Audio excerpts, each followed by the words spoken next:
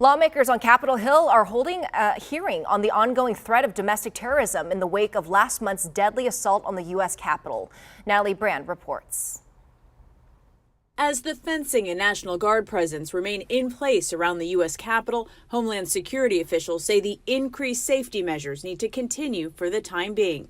The District of Columbia, at Mayor Bowser's direction, has requested that 500 D.C. National Guard personnel remain on standby as a quick reaction force through March 12th. The House Homeland Security Committee held a virtual hearing Thursday to discuss what led to the January 6th Capitol assault and what can be done to counter the ongoing threat of domestic terrorism. I urge that at a minimum, we change our laws to ensure equal justice, treating threats from ideologies that originated overseas and within the United States the same.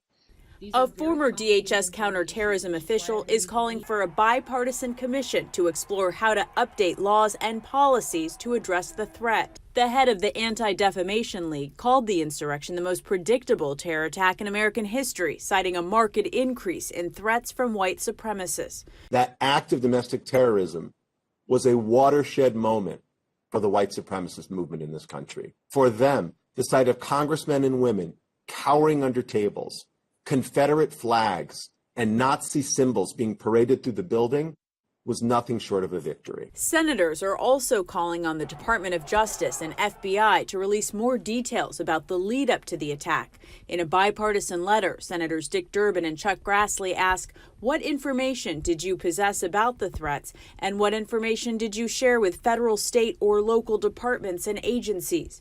The senators say they also plan to hold an oversight hearing with the FBI director in March.